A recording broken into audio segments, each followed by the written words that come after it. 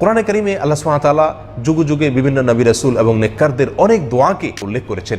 সে সমস্ত দোয়া আল্লাহ সুবহানাহু ওয়া তাআলার কাছে পছন্দ হয়েছে, সেজন্য আল্লাহ সুবহানাহু ওয়া তাআলা সেগুলোকে কোরআনের অংশ করে দিয়েছেন।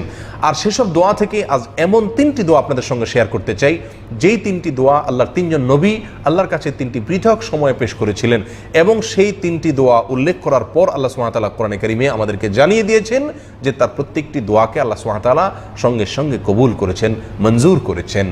মজার বিষয় হলো সেই দোয়াগুলোর প্রত্যেকটি দোয়া হলো একেবারে জীবন ঘনিষ্ঠ, আমাদের জন্য অত্যন্ত প্রয়োজনীয়, নিত্যদিনের প্রয়োজন যে সমস্ত দোয়া, সেসব দোয়াগুলোর ভিতরে এই দোয়াগুলো রয়েছে। আর সেই 3টি দোয়ার প্রথম দোয়াটি হলো আইয়ুব আলাইহিস সালামের দোয়া। তিনি দুরারোগ্য ব্যাধি থেকে আল্লাহর কাছে দোয়া করেছিলেন একটি নির্দিষ্ট ভাষায়। আল্লাহ সে ভাষা উল্লেখ করেছেন, দোয়ার সে কথাগুলো আল্লাহ উল্লেখ করেছেন, এবং এও জানিয়ে দিয়েছেন যে আল্লাহ তাকে দুরারোগ্য ব্যাধি থেকে মুক্তি দান করেছেন। অর্থাৎ এই দোয়া আল্লাহর কাছে গৃহীত, মকবুল, মঞ্জুরকৃত দোয়া, এটা আল্লাহ তাআলা জানিয়ে দিয়েছেন আমাদেরকে। দ্বিতীয় দোয়াটি ছিল বিপদ আপদ থেকে মুক্তি লাভের জন্য, আর সেটি করেছিলেন আল্লাহ নবী ইউনুস আলাইহিস সালাম। মাছের পেটে গিয়ে তিনি দোয়া করেছিলেন, আল্লাহ সুবহানাহু ওয়া তাআলার কাছে সেটা খুব পছন্দ হয়েছে, এবং আল্লাহ তাআলা আমাদেরকে জানিয়ে দিয়েছেন যে সেই দোয়ার পরে আল্লাহ তাআলা তাকে বিপদ থেকে উদ্ধার করে দিয়েছেন। আর 3 নম্বর যে দোয়াটি, সেটি হলো আল্লাহ নবী জাকারিয়া আলাইহিস সালামের তিনি নিঃসন্তান হওয়ার যে সমস্যা, এই সমস্যার, সন্তানহীনতার সমস্যা দূর করার জন্য আল্লাহর কাছে দোয়া করেছিলেন, আর আল্লাহ সুবহানাহু ওয়া তাআলা সেই দোয়া কবুল এবং মঞ্জুর করেছেন, আমাদেরকে জানিয়ে দিয়েছেন যে সঙ্গে সঙ্গে তাকে সুসংবাদ দেওয়া হয়েছে একটি নেক সন্তানের। সম্মানিত ভাই বন্ধুগণ, আসুন এবার জেনে নেই সেই দোয়াগুলোর ভাষা কি ছিল। আইয়ুব আলাইহিস সালামের দোয়া প্রসঙ্গে আল্লাহ সুবহানাহু ওয়া তাআলা সূরা আম্বিয়ার 83 নম্বর আয়াতে উল্লেখ করেছেন, ওয়া আইয়ুবা ইয নাদা রাব্বাহু আন্নী মাসসানিয়াদ দুর ওয়া আনতা আরহামুর রাহিমিন। তোমরা স্মরণ করো আইয়ুবের সেই দোয়াকে, যখন আইয়ুব দোয়া করেছিল আমার কাছে। আল্লাহ বলেন কি দোয়া করেছিল? আন্নী মাসসানিয়াদ দুর ওয়া আনতা আরহামুর রাহিমিন, হে আমার রব, আমাকে অসুস্থতায় পেয়ে বসেছে, আমি অসুস্থ, দুরারোগ্য ব্যাধিতে আমাকে পেয়ে বসেছে, আর আপনি সবচাইতে বড় দয়াশীল, আপনার চাইতে দয়াশীল আর কেউ নাই।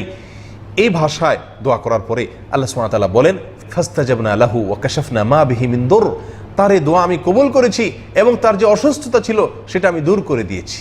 সম্মানিত ভাই বন্ধুগণ, এখান থেকে জানা গেল আইয়ুব আলাইহিস সালামের দোয়া দুরারোগ্য ব্যাধি থেকে রক্ষার জন্য পরীক্ষিত, গৃহীত, মঞ্জুরকৃত দোয়া। অতএব এটা আমরা দুরারোগ্য ব্যাধি থেকে বাঁচার জন্য এই দোয়া পড়তে পারি। আবারও বলছি দোয়াটি, রব্বি আন্নী মাসসানিয়াদ দুর ওয়া আনতা আরহামুর রাহিমিন, হে রব, আমাকে অসুস্থতা পেয়ে বসেছে, আর সকল দয়াশীলদের মধ্যে আপনি সবচেয়ে বড় দয়াশীল। দ্বিতীয় দোয়াটি ছিল বিপদ আপদ থেকে রক্ষার জন্য, যেটি করেছিলেন আল্লাহ নবী ইউনুস আলাইহিস সালাম।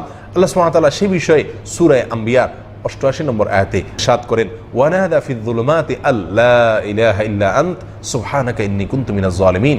ইউনুস আলাইহিস সালাম সমুদ্রে নিক্ষেপিত হয়েছেন এবং মাছের পেটে চলে গিয়েছিলেন।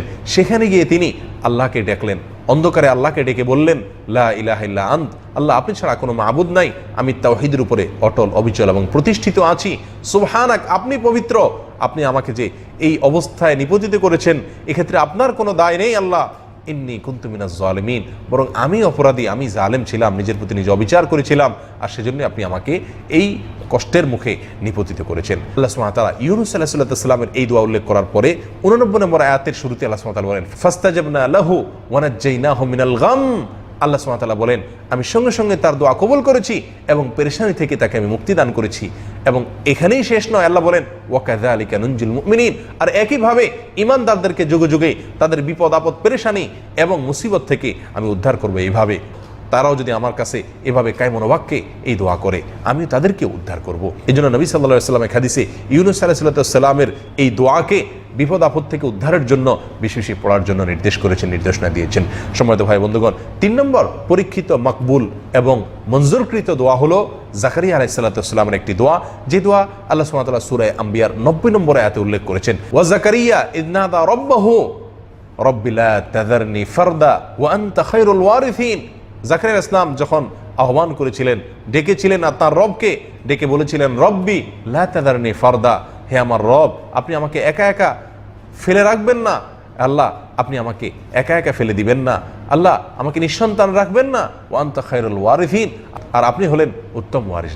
আল্লাহ সুবহানাহু ওয়া তাআলা বলেন, ফাস্তাজাবনা লাহু ওয়া ওয়াহাবনা লাহু ইয়াহইয়া ওয়া আসলাহনা লাহু যাওজাহ, আমি তার দোয়া কবুল করেছি, মঞ্জুর করেছি তার এই দোয়া, এবং তাকে ইয়াহিয়া নামক সন্তান দান করেছি, এবং তার স্ত্রীর যে সমস্যা, অসুস্থতা ছিল সেটা আমি সুস্থ করে দিয়েছি, সেই অসুস্থতা দূর করে দিয়েছি। সম্মানিত বন্ধুগণ, জাকারিয়া আলাইহিস সালামের এই দোয়া আল্লাহ সুবহানাহু ওয়া তাআলা কবুল করেছেন। আর এটা ছিল নিঃসন্তান হওয়ার সমস্যা দূর হওয়ার জন্য।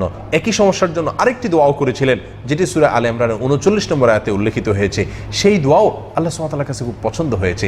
আল্লাহ সুবহানাহু ওয়া তাআলা সেই দোয়া কোরআনের অংশ করে দিয়েছেন এবং সেই দোয়ার পরপরও আল্লাহ সুবহানাহু ওয়া তাআলার পক্ষ থেকে কবুল এবং মঞ্জুর হওয়ার সুসংবাদ এসেছিল।